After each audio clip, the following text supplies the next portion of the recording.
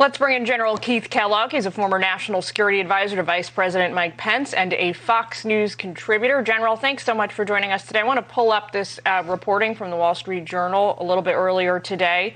The Pentagon, it says, will send U.S. troops to Poland to help thousands of Americans likely to flee Ukraine if Russia attacks, as the Biden administration tries to avoid the kind of chaotic evacuation conducted in Afghanistan. Those troops are going to do things like set up checkpoints and tent camps and other temporary facilities inside Poland's border with Ukraine in preparation to serve arriving Americans.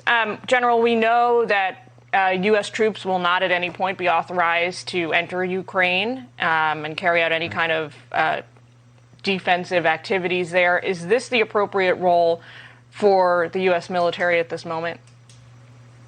Well, Jillian, first of all, thanks for having me. Look, I think you're almost, betting on the worst case, and I think it's a mistake. Look, looking at Vladimir Putin, this guy's a riddle wrapped in an enigma. You really don't know what he's going to do. But I do look at his forces, and those are pretty easy to see how they're arrayed. And they're not arrayed for a training exercise. They're arrayed for an invasion. And I think we have to prepare that that's what he wants to do. That's the reason I'm hoping that this week, when you had President Macron of France go to Moscow on Monday and talk to Putin for 5 hours. Then he talked to President Zelensky of Ukraine on Tuesday, talked to Scholz of Germany as well in Berlin. You're hoping that he can tamp something down, because the consequences of them not pulling off a diplomatic solution is really quite extreme. And when you look at somebody like Putin, you really can't figure him out. Even the time when we were in the White House, and President Trump talked to him a lot, you always in the back of your mind thought, what is this guy really thinking? And what does he really want to do? And that's the reason I said that comment I made about a riddle wrapped in an enigma. You really just don't know. So you have to prepare for the worst. So what America is preparing for is the worst. The fact that there will be an invasion and there will be a large movement of American civilians and a lot more refugees heading to the west, heading into Poland, if something like that happens.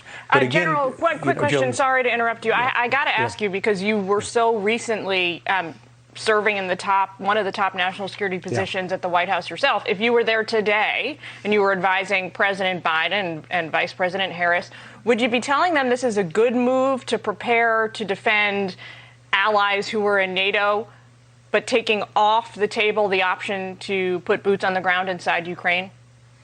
Well, I don't think you want to put troops on the ground, because what you're on the ground in Ukraine, because then you're just looking at a direct conflict. And Ukraine's not a member of NATO, so they don't fall under Article 5. And frankly, I think there's a little bit of an overreaction on America's part to do this. We're arrayed quite strongly in NATO anyway.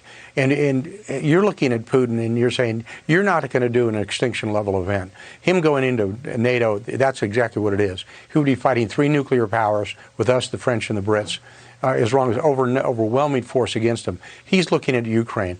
And I think what you're looking for, the solution I think they're looking for in Ukraine, he wants to see a Finlandization of Ukraine, where it's a sovereign country, but it doesn't have any threat at all against Russia. And that would buy us some time. And then we just really load up Ukraine to make sure they're very well protected the next time he does something like this. What do you make, sir, of that? On Friday, Putin and Xi had this teleconference. They made this big announcement about this. Jake Sullivan, the national security advisor, says it is not an alliance. It sounds an awful lot like an alliance. But put that aside for a second. They said they have a no limitations partnership, whatever that means. Right. Does it concern you? Sure it does, because what Putin has done is he's protected his flanks on economics. He's now talking to the second largest economy in the world with China.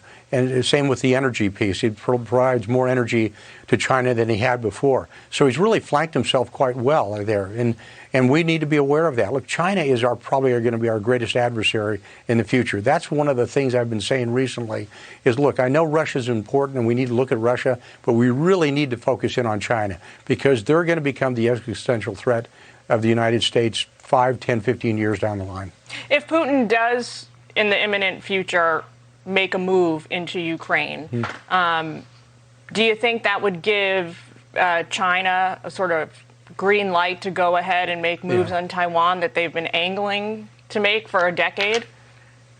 Yeah, I don't think they need an excuse now, Jillian. I think they've been doing that. When you see the overflights into their air defense identification zone with a lot of the aircraft, more than we've ever seen before, they're already sending a very strong message to Taiwan. And Taiwan's a friend of ours. Maybe this is the time we pick up the phone and we call President Xi and we said, we probably ought to go back to a two-China policy, and we protect Taiwan. And Japan is the same way. Japan will weigh in as well, because that's a real threat to Japan as well.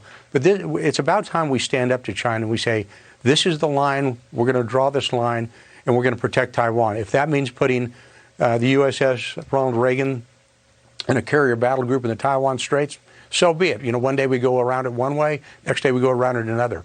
But I think we've already given them the ability to hit it. Well, two-China policy does not sound like something President Xi would be terribly thrilled about. General, thanks so much for your time this afternoon. We appreciate it. Thanks, Jillian.